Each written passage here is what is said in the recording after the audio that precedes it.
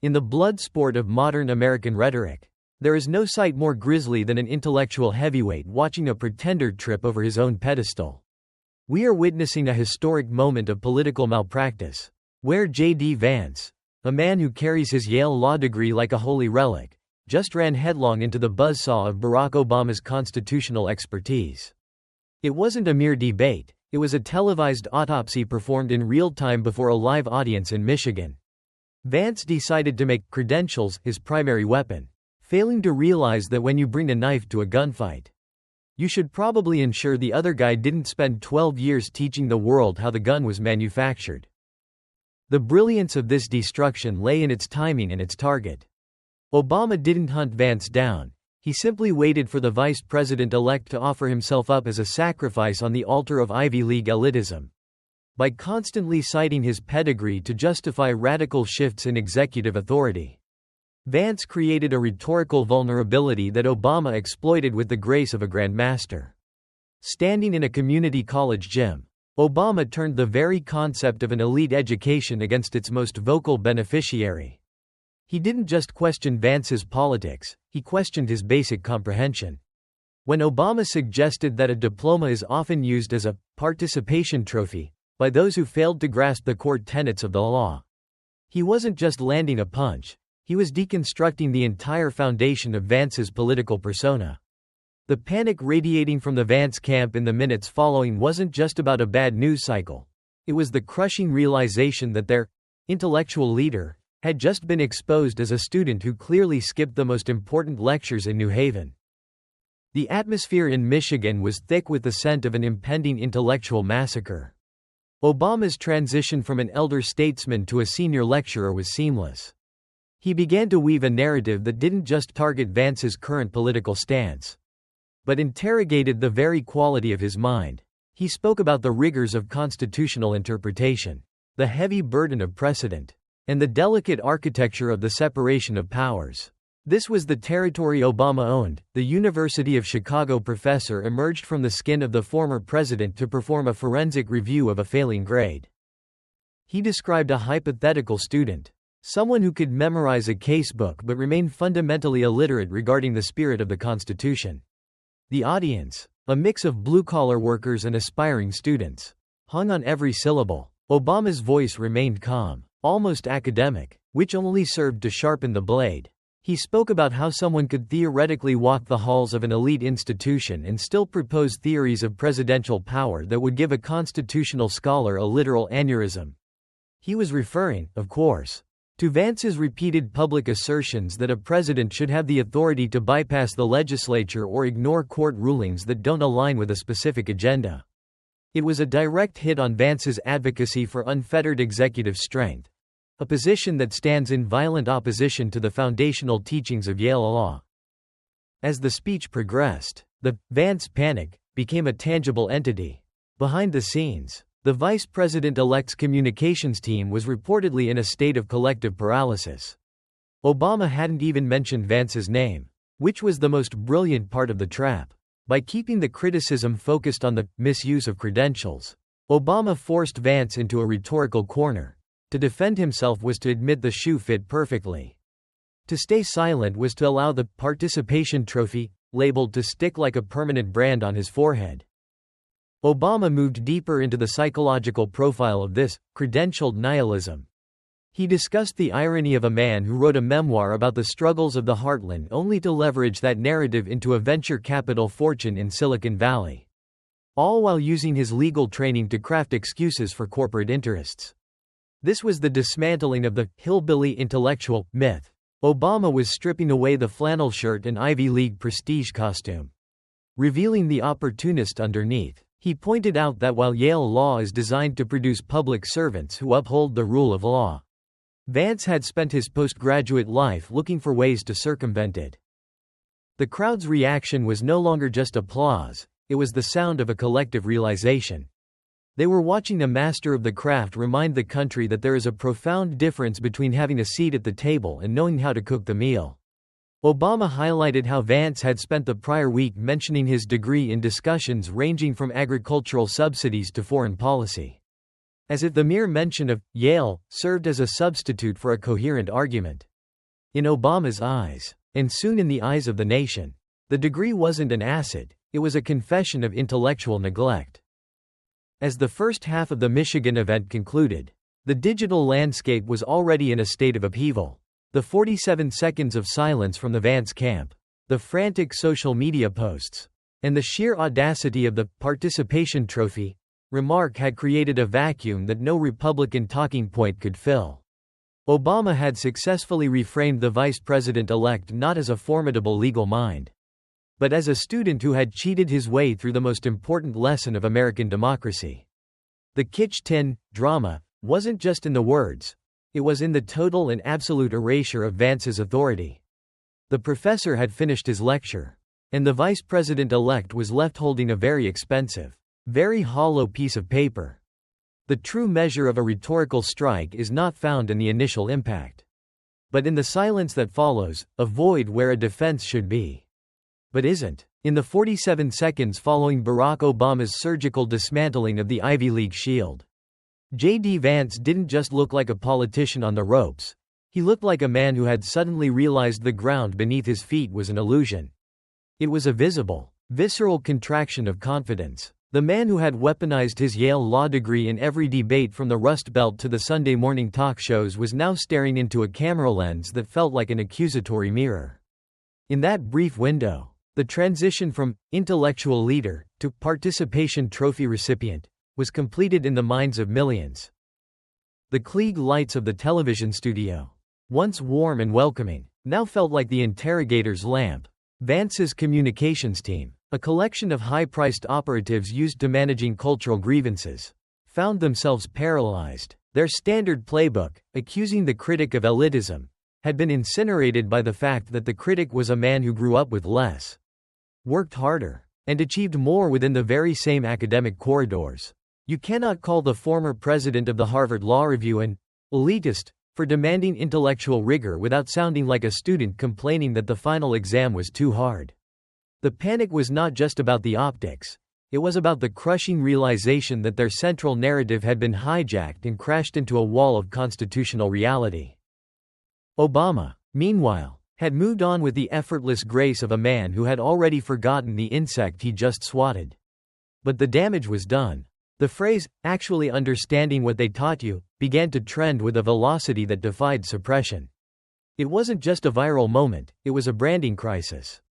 For Vance, whose entire political viability rested on the idea that he was the smart one, who could translate Trumpism into a coherent legal philosophy, being labeled a fundamentalist who failed to grasp basic constitutional principles was a death blow.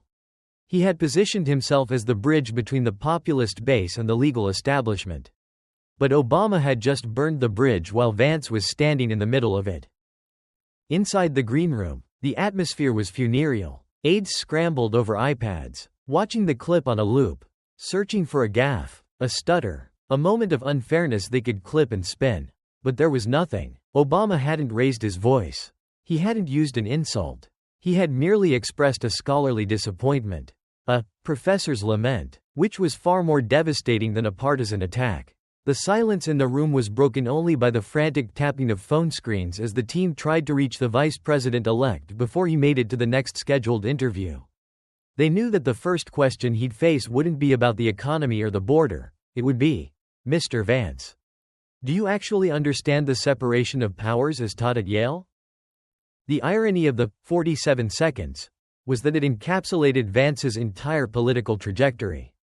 It was the time it took for the veneer of the hillbilly intellectual to peel away, revealing a man who had traded his academic upbringing for political expediency. Obama had identified the exact moment where Vance's education and his current rhetoric diverged, a chasm so wide that no amount of Yale-branded merch could cover it. By focusing on the performative nature of Vance's credentials, Obama had successfully framed him as a credentialed nihilist, someone who wears the robe of the law but holds no respect for the temple. As the news cycle accelerated, the panic shifted from the transition team to the broader conservative intelligentsia. They recognized that if Vance's intellectual credibility was compromised, the entire project of constitutional Trumpism would go with it. If the guy with the Yale law degree couldn't defend the administration's theories of executive overreach against a former constitutional law professor, then who could? The participation trophy comment wasn't just a jab at Vance. It was a verdict on an entire movement that prioritized loyalty over learning. It suggested that the new guard of the GOP was playing dress-up in the halls of power, wielding terms like originalism and Article 2, without a fundamental grasp of their weight or history. Vance's public reaction, when it finally came, only served to validate the panic. It was a defensive, hurried statement that talked about academic freedom and coastal elites, the very tropes Obama had already anticipated and dismantled in his speech. By responding with the standard populist script, Vance essentially confirmed that he had no substantive legal defense for his positions. He couldn't cite a single constitutional scholar to back his claims of presidential immunity from congressional oversight. He could only complain that Obama was being mean. It was the rhetorical equivalent of a student arguing with a teacher about a grade by claiming the teacher just doesn't like him. The Michigan speech had effectively turned Vance's greatest asset, his education, into a permanent liability. From that moment forward, every time he cited his degree, he would be met with a smirk. Every time he attempted to lecture the public on the law, he would be reminded of the professor who gave him an F in public. The drama of the moment wasn't just in the words spoken, but in the power dynamic shifted. Obama hadn't just won a round, he had redefined the hierarchy. He had reminded the country that there is a difference between having a seat at the table and knowing how to cook the meal. By the end of the day, the 47-second clip had become a cultural touchstone. It was the sound of a bubble bursting. JD Vance, the man who was supposed to be the future of the party, was suddenly looking like a relic of a failed strategy, a man who brought a participation trophy to a championship game. The panic wasn't just Vance's, it was the panic of an entire political class realizing that their most polished weapon had been rendered useless by a simple, undeniable truth. You cannot lead a democracy if you do not understand the documents that created it. The fallout was visible in the eyes of the donors and the party elders. They saw in those 47 seconds a weakness that couldn't be coached away. It was the weakness of a man who had built his house on a foundation of borrowed prestige, only to have the architect show up and point out the structural flaws. Obama hadn't just exposed a fake degree, in the literal sense, he had exposed a fake understanding. A hollow intellectualism that prioritized the wave of the diploma over the wisdom of the mind. And as the sun set over Michigan, the Vance panic was no longer a moment, it was the new reality. The drama of the Michigan speech reached a fever pitch when Obama transitioned from mockery to a formal, cold-blooded academic audit. This wasn't just a political figure speaking, it was the return of the University of Chicago senior lecturer. A man who treated the Constitution not as a prop, but as a living set of constraints. He began to draw a sharp, agonizing circle around the specific legal theories JD Vance had peddled to his base, theories that Vance had wrapped in the prestige of his Yale diploma. Obama treated these arguments not as alternative viewpoints, but as a series of failing answers on a first-year law exam. Obama leaned into the podium, his eyes narrowing as he addressed Vance's public support for the unitary executive theory. He didn't just disagree with the policy, he dissected the intellectual fraud behind it. He spoke about how some bright young lawyers believe that finding an obscure 18th-century footnote allows them to bypass 2 centuries of established Supreme Court precedent. In my classroom, Obama said, his voice dropping into a dry, pedagogical monotone that silenced the room. If you argued that the president could unilaterally ignore a congressional spending mandate or fire nonpartisan civil servants just because they disagreed with your politics, you wouldn't just lose the argument, you'd be invited to retake the course next semester. The audience erupted, but the sting of the comment was aimed directly at Vance's core competency. Obama was pointing out a devastating truth that the Yale degree usually obscured. Vance wasn't being innovative or bold, he was being historically and legally illiterate. Obama began to recite foundational cases like Youngstown Sheet and Tube Company versus Sawyer, the very pillars of American law that define the limits of executive power. He suggested that Vance had treated these not as settled law, but as obstacles to be dismantled in the pursuit of partisan power. The former president was effectively performing a constitutional autopsy on the vice president-elect's entire legal philosophy. The brilliance of this attack lay in its specificity. Obama highlighted how Vance had spent years calling himself a constitutionalist, while simultaneously advocating for theories that would make the Founding Fathers recoil. He mocked the hubris of the credentialed, describing a specific type of student who believes their elite pedigree exempts them from the basic rules of logic and evidence. He framed Vance as exactly that student, the one who talks the loudest in the seminar but hasn't actually done the foundational reading. It was a public grading of Vance's intellect, and the grade was a resounding, undeniable failure. As the lecture continued, Obama turned to the specific absurdity of Vance's claim that a president should ignore court rulings he deems unconstitutional. Obama's laugh was short and sharp, carrying more weight than 1,000 campaign ads. He explained to the Michigan crowd that the entire point of the American experiment is that the president does not get to be the final judge of his own power.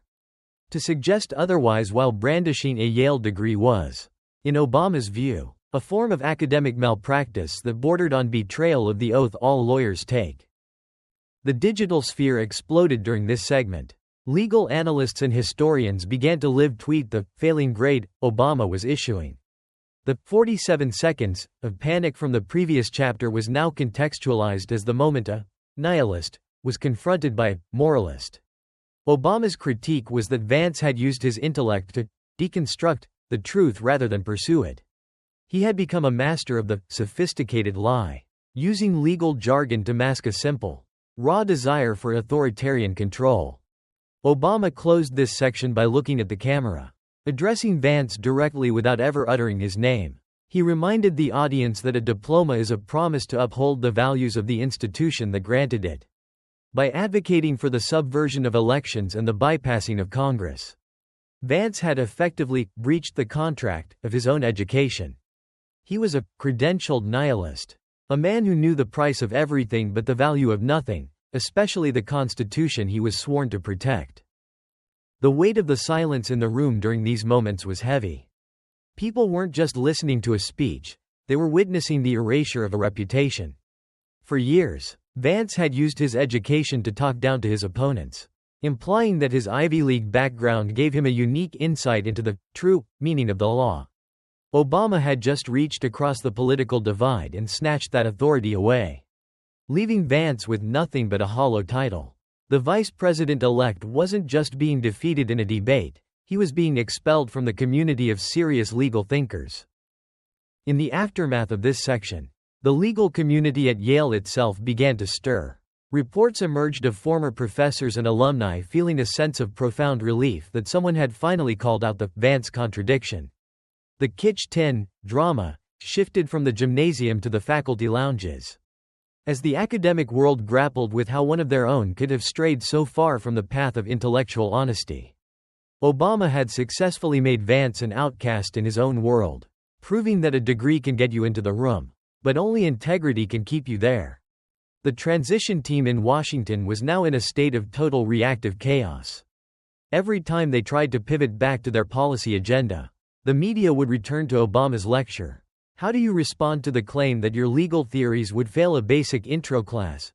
Became the standard question of the day. There was no good answer. To argue with Obama on the merits of the law was to invite a further beating from a man who had forgotten more about the Constitution than Vance would ever know. To ignore it was to concede that the participation trophy label was accurate. Obama's Michigan speech had effectively turned Vance's greatest asset into his most embarrassing liability. The former president had reminded the country that true leadership requires humility and a respect for the law that goes beyond mere rhetoric. He had shown that JD Vance, despite his fancy resume and his constant references to New Haven, was fundamentally unprepared for the gravity of the office he was about to occupy. The professor had finished his lecture, and the student was left alone in the dark, staring at a diploma that no longer seemed to offer any protection. As the constitutional echoes of Obama's lecture continued to vibrate through the halls of the Michigan Gymnasium, the former president pivoted his surgical focus toward a more personal, and perhaps more damaging, vulnerability. the carefully curated mythology of JD Vance himself. This was the segment where the political do-do confrontation transitioned from the courtroom to the boardroom. Standing in the heart of the Rust Belt, a region that has lived and breathed the decline of American manufacturing, Obama began to deconstruct the hillbilly brand with the clinical detachment of a forensic accountant. He didn't just point out the contradictions in Vance's biography. He highlighted the inherent hypocrisy of using a working-class origin story to fund a career dedicated to the interests of the Silicon Valley donor class. Obama's voice dropped to a lower, more intimate register, which somehow made the words cut deeper. He spoke about the difference between writing a memoir about a community and actually serving it. He noted how some people use their upbringing as a political passport, a document that allows them to enter rooms of power while simultaneously voting to shut the doors behind them. The drama of this segment lay in the contrast of narratives. Obama, the man often accused by the right of being a coastal elite, was now the one defending the dignity of genuine struggle against what he termed leveraged poverty. It's one thing to write a book about the struggles of the heartland, Obama remarked, a slight, cynical tilt to his head. It's another thing entirely to spend your post-Yale career as a venture capitalist, making millions by betting against the very communities you claim to represent. The blow landed with the weight of a physical object. He was addressing the central tension in Vance's political identity, the man who became famous for hillbilly elegy but became powerful through the patronage of Peter Thiel and the tech elite of the West Coast.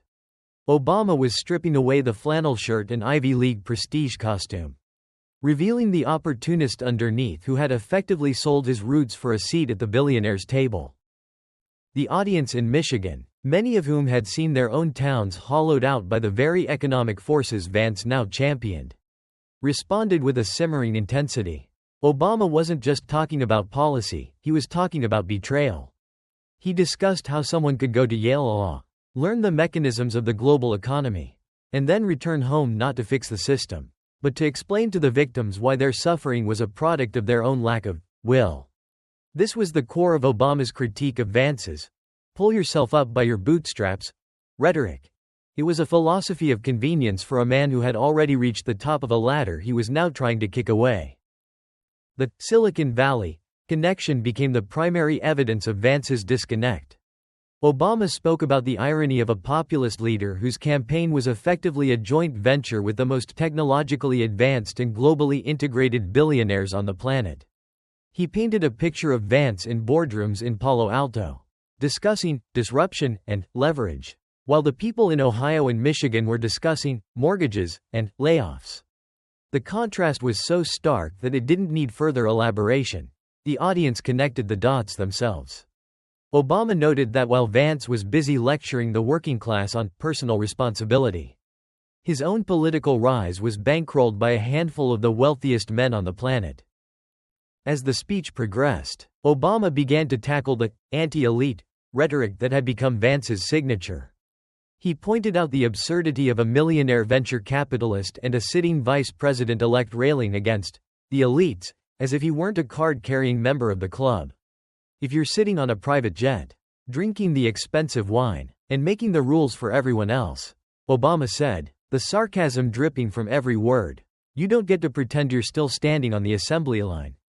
This was the total dismantling of the hillbilly intellectual myth. The former president had successfully reframed Vance not as a bridge between the classes, but as a defector who had sold out his heritage for a venture capital carry. The panic within the Vance camp reached a new level of desperation during this segment. This was no longer a legal debate they could muddy with jargon. This was a character autopsy based on the candidate's own life choices. They couldn't argue that Vance wasn't a venture capitalist, it was on his resume. They couldn't argue he wasn't backed by tech billionaires, the FEC filings were public. Obama was essentially making the case that Vance's entire persona was a marketing construct. A sophisticated brand designed to trick the working class into voting for the interests of the 0.1%. Obama closed this section by focusing on the concept of authenticity. He argued that the true measure of a leader isn't where they started, but where they landed, and more importantly, who they took with them. He suggested that Vance had landed in the lap of luxury and left the heartland behind. holding nothing but a copy of his book and a Yale degree that he used as a social ladder. The implication was clear. Vance didn't understand the people of Michigan because he had spent his entire adult life trying to ensure he would never have to live like them again. The weight of this realization was profound. In that Michigan gymnasium, the myth of JD Vance as the voice of the forgotten American was dismantled. Piece by piece, Obama had turned the credentials argument on its head. It wasn't just about where you went to school. It was about whether you were honest about what you did once you got out. By the time he transitioned to his next point, the Vance panic had evolved from a communications crisis into a full-scale identity collapse. The vice president-elect had been exposed as a credentialed nihilist. A man who knew the price of everything but the value of nothing, especially the community that raised him. The atmosphere in the Michigan gymnasium had transcended the bounds of a standard political address. It had become a masterclass in the art of the rhetorical, long game.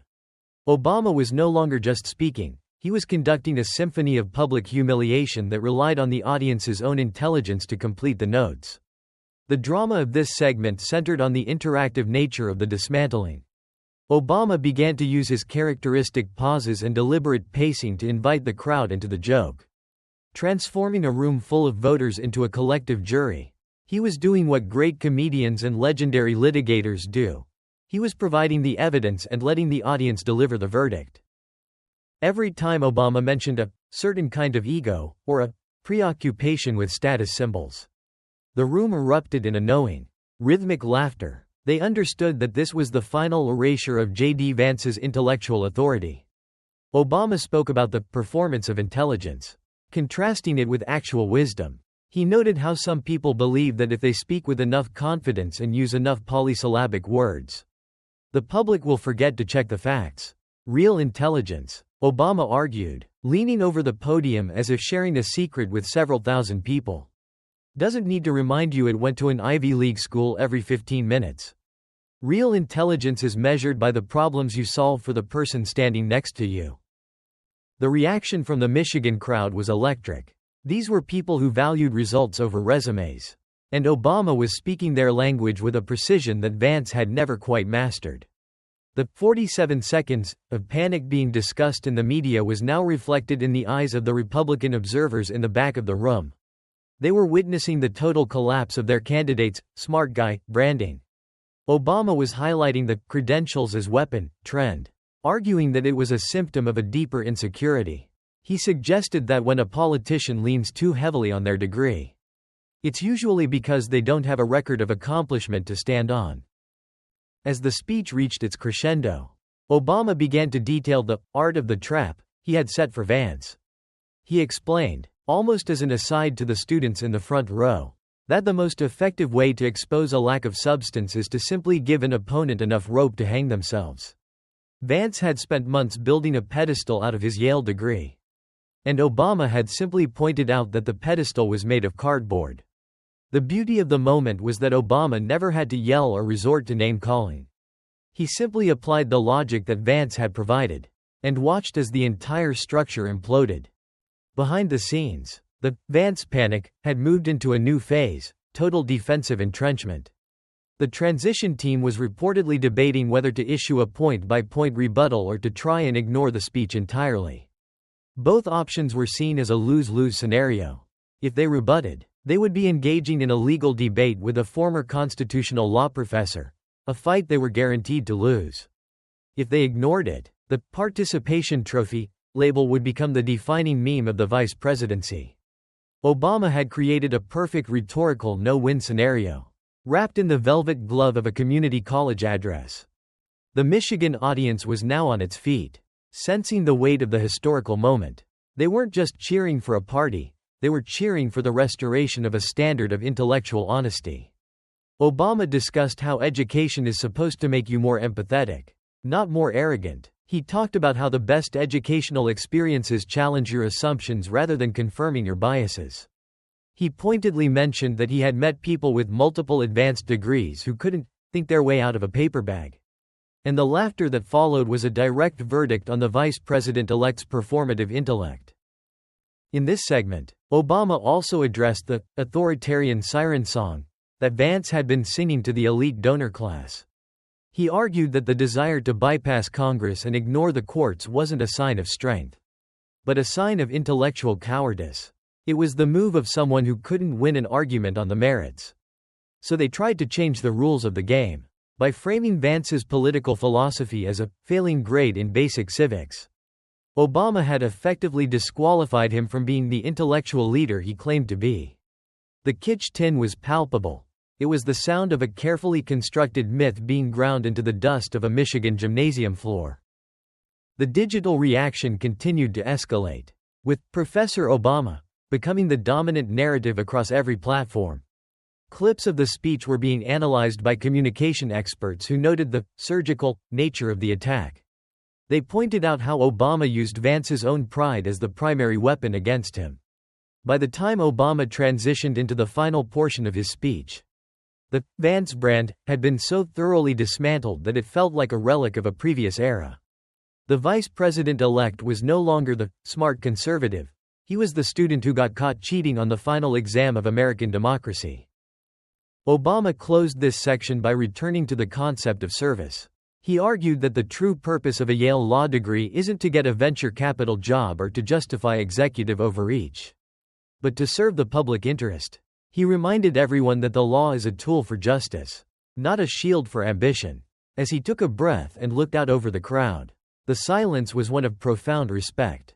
Obama had done more than just win a political point. He had reminded the country of what actual intellectual leadership looks like. And in the process, he had made JD Vance's most cherished credential look like a very expensive mistake.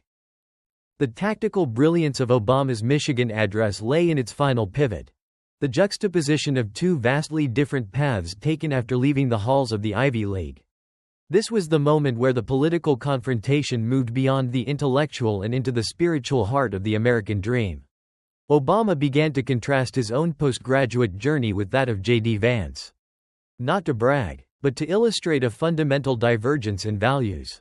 He was contrasting the life of a community organizer with the life of a venture capitalist, and in doing so, he was exposing the structural flaws in Vance's claim to represent the working class. Obama's voice took on a rhythmic, soulful quality as he described the gritty streets of Chicago's South Side. He spoke about the smell of diesel, the sight of shuttered steel mills, and the quiet desperation of parents who had lost their pensions. This was the classroom that actually mattered. He noted that while one can study the law in New Haven, the true meaning of justice is learned on the doorstep of a grandmother who cannot afford her heating bill. He was framing his own career as a deliberate choice to use his elite education as a tool for the marginalized, whereas he painted Vance's career as a deliberate choice to use his background as a product for the powerful. The drama of this comparison was devastating. Obama didn't need to call Vance a sellout, because the facts of the vice president-elect's life did the work for him. He pointed out that while he was organizing block clubs and fighting for asbestos removal in public housing, Vance was in Silicon Valley, learning how to maximize shareholder value and disrupt industries. The audience, many of whom were the very people whose jobs had been disrupted by venture capital firms, felt the sting of this distinction. Obama was suggesting that Vance didn't go to Yale to help the people of Appalachia, he went to Yale to escape them. And then he used the story of that escape to make millions from the very elite he now claimed to despise. The 47 seconds of panic being dissected by political pundits was now understood as a crisis of identity. Obama was highlighting the Silicon Valley hypocrisy that defined Vance's rise. He discussed how someone could write a book about the spiritual crisis of the white working class and then immediately pivot to a career that prioritized the accumulation of wealth over the restoration of communities. Obama's critique was that Vance had effectively monetized his heritage. He had turned the struggles of his family and neighbors into a political brand that allowed him to stand in the spotlight while the people in his book remained in the shadows.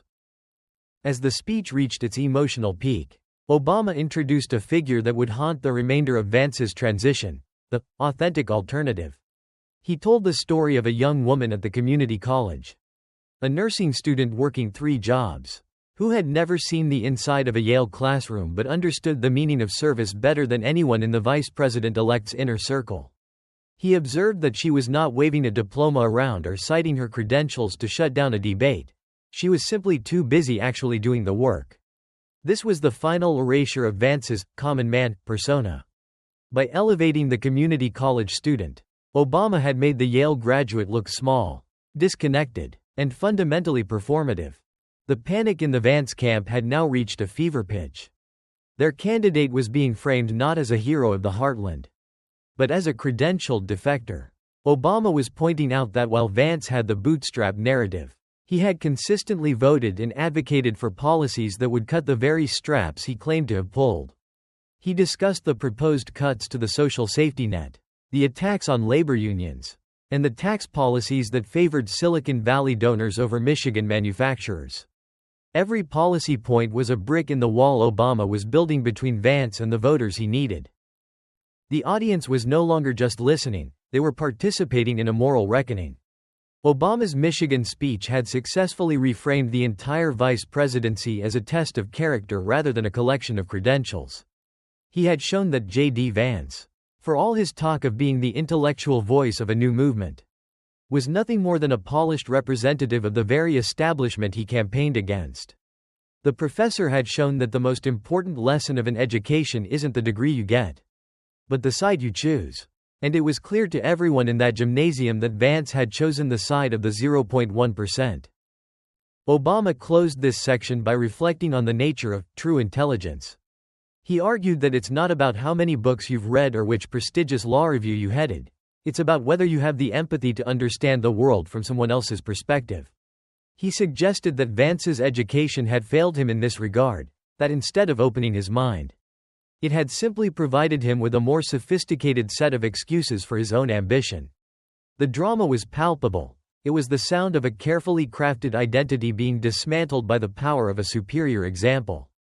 Obama hadn't just exposed a fake understanding of the law, he had exposed a fake commitment to the people.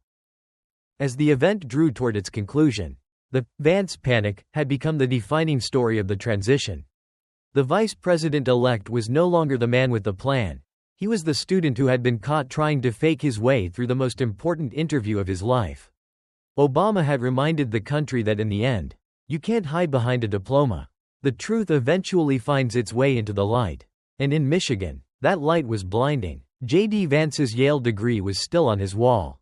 But after Obama's lecture, it was clear to everyone that it was nothing more than a participation trophy for a man who had forgotten the meaning of the game. The psychological fallout from the Michigan speech did not remain contained within the borders of the Great Lakes state.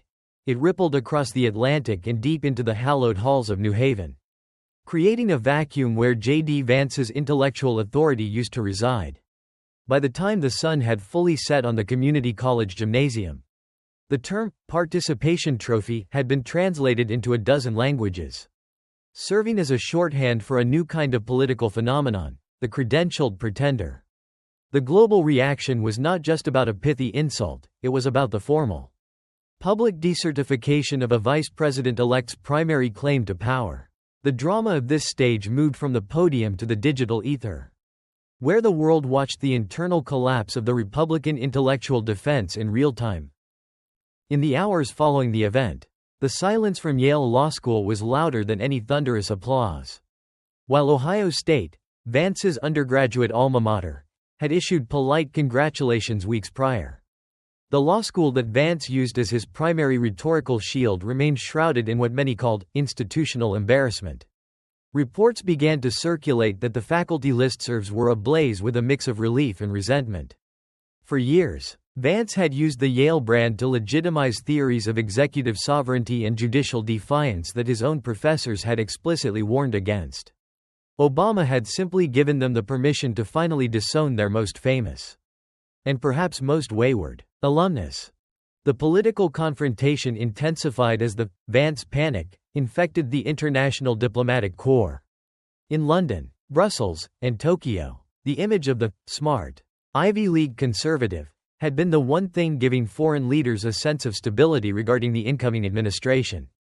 If Vance was the intellectual anchor, then the ship of state would at least be steered with a steady, if radical, hand. But Obama had exposed the anchor as being made of hollow plastic. by suggesting that Vance fundamentally misunderstood the separation of powers. Obama had signaled to the world that the man second in line to the presidency was operating on a failing grade level of comprehension. Diplomatic cables reportedly pulsed with a single, urgent question. If Vance doesn't understand the constraints of his own office, how can he be expected to understand the complexities of global treaties?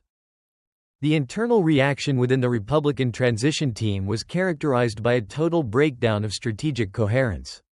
Normally, a surrogate would be dispatched to the Sunday morning shows to argue that Obama was out of touch or elitist. But that strategy required the surrogate to not be terrified of being asked a follow-up question about constitutional law. The panic was driven by the realization that Obama had raised the bar of the debate to a height that only a handful of people in Washington could clear. To defend Vance, they had to engage in a scholarly debate with a former constitutional law professor who was also a two-term president. It was a mismatch of such epic proportions that even the most seasoned operatives chose to keep their phones on Do Not Disturb. Digital platforms became a graveyard for Vance's previous boasts. Users began to unearth clips of Vance lecturing voters on academic excellence and meritocracy, playing them back-to-back with Obama's surgical dismantling. The kitsch tin was amplified by a viral infographic that compared the two men's legal careers. Obama, the first black president of the Harvard Law Review and a decade-long professor; Vance, a venture capitalist who spent more time in the green rooms of cable news than in a courtroom. The 47 seconds of panic from Part 2 had now become a permanent digital brand. Vance was no longer the Yale lawyer, he was the Yale student who didn't get it. Even more devastating was the reaction from Vance's own cohort. Former classmates, many of whom had remained silent out of a sense of professional courtesy, began to leak stories to the press that painted a picture of a man who had always been more interested in the networking of law school than the learning. They described a student who was quick to pick up the jargon of the elite but slow to grasp the responsibilities that came with it.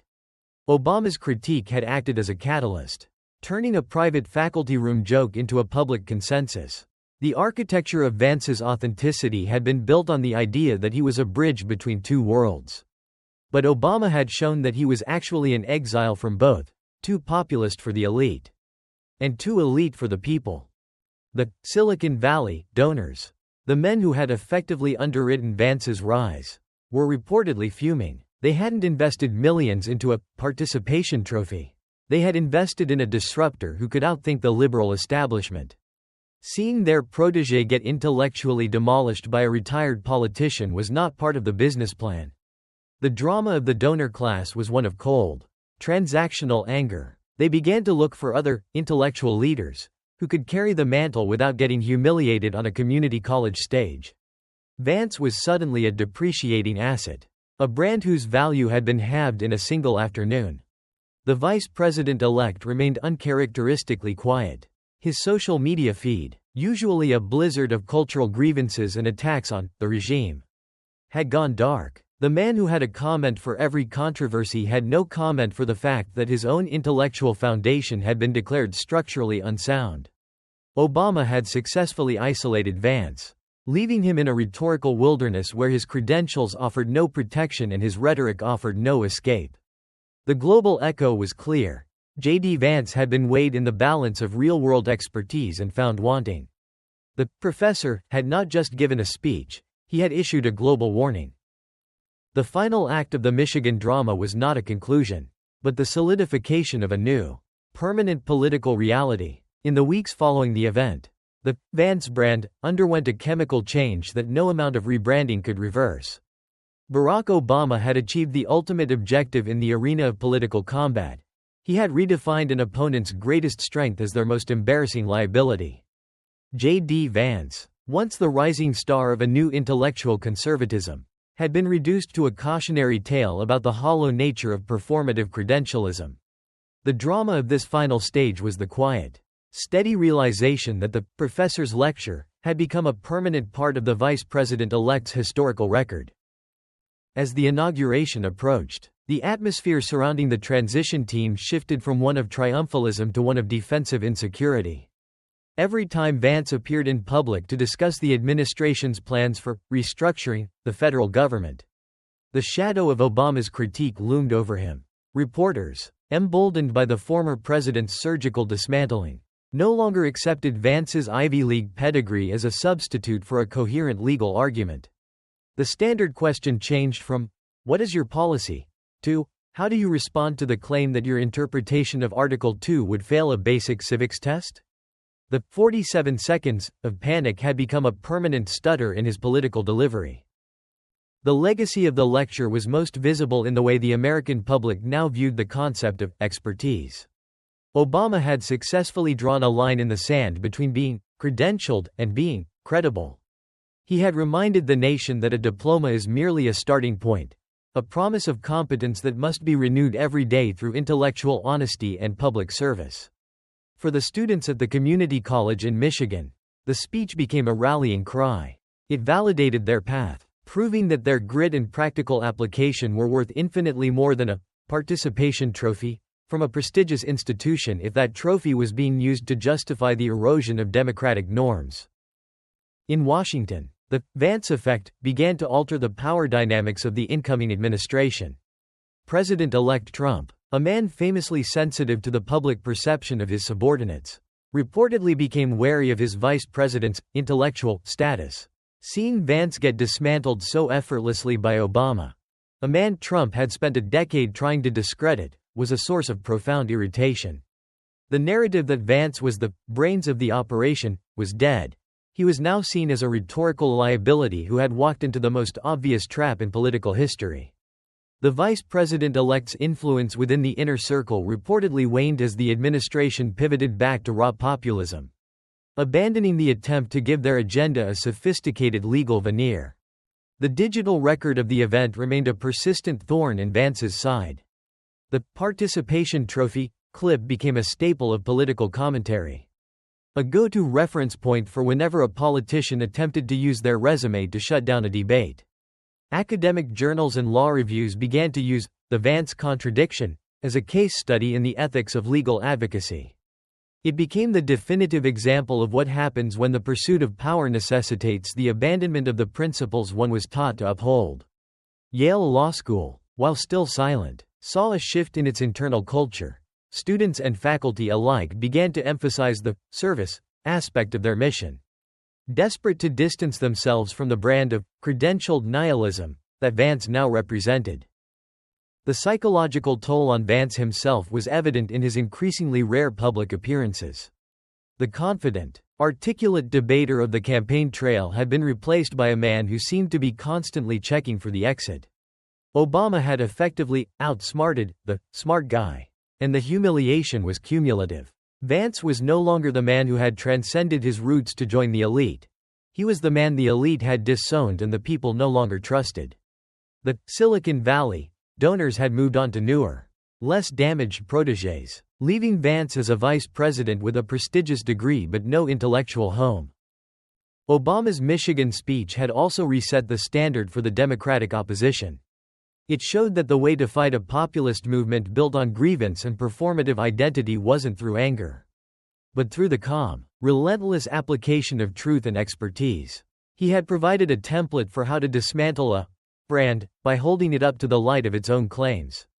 The surgical precision of the attack became a part of political communication curricula, studied by future strategists as the gold standard of surrogate messaging. Obama had reminded the world that when you have the facts and the expertise on your side, you don't need to raise your voice, you only need to tell the truth. The image of JD Vance staring into the camera during those fateful 47 seconds remains the defining metaphor for his political career. He is a man caught in a permanent state of realization, realizing that his education should have taught him better, realizing that his ambition had outrun his principles, and realizing that his most cherished credential was now his greatest burden. He had been weighed in the balance of history and found wanting. Not because he lacked the intelligence to succeed, but because he lacked the integrity to lead. The final punchline of the story wasn't delivered by Obama, but by the American people themselves. Every time they looked at Vance, they didn't see a Yale lawyer. They saw a student who had missed the most important lesson of his life. They saw a participation trophy in a bespoke suit. Obama had finished his lecture. But the lesson was one the country would continue to learn for years to come. That in the end, the only credential that matters is the one you earn through your actions, not the one you hang on your wall. JD Vance's Yale degree was real. But thanks to Barack Obama, the world finally knew that the man holding it was a fraud. The professor had retired, but the grade remained permanent.